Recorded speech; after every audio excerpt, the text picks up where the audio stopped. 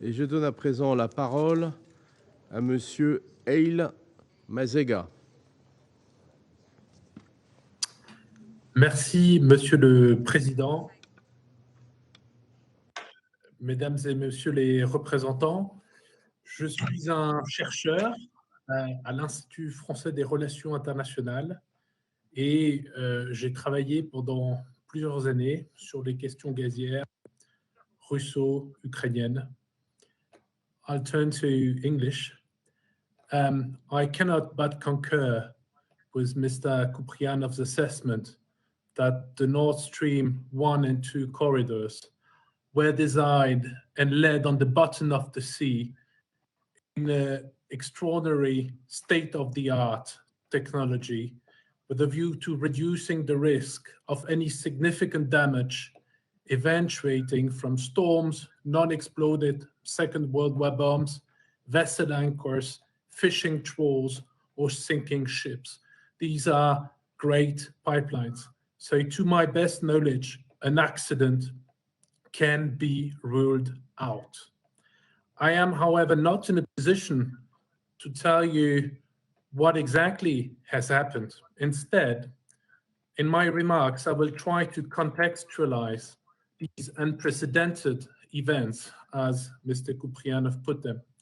In a nutshell, the explosions are another episode in a long-lasting geopolitical confrontation between the US and Russia on the one hand, and Europe and Russia on the other hand, where energy trade and pipeline infrastructure have taken a center stage and have been weaponized.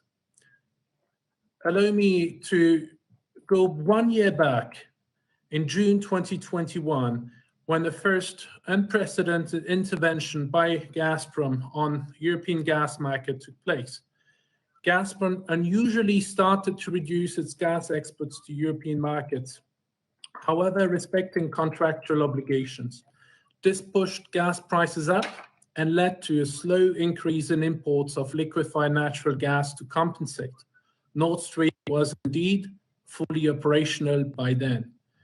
This last year happened at the climax of US-Russia tensions around Nord Stream 2, whose construction was being finalized but slowed down due to US sanctions.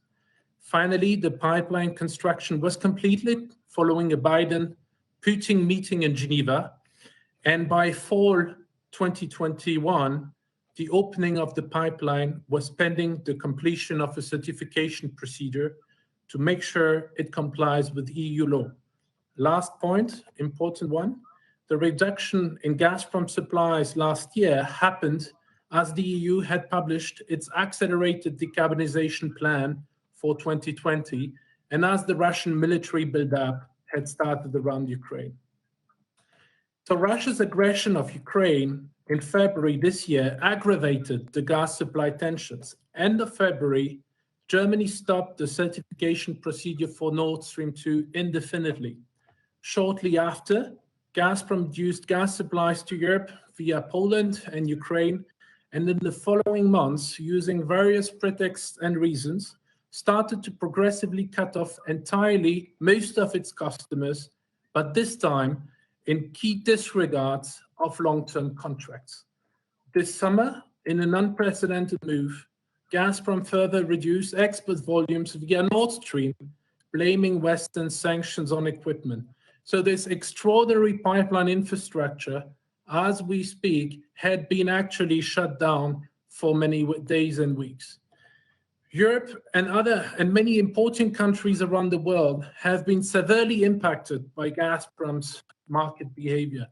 On the one hand, in Europe, we have soaring prices, which cause incredible burden and pain on consumers, utilities, and public finances, while Gazprom has made huge profits.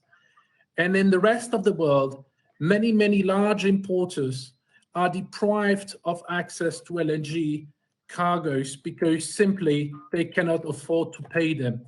The consequence is clear.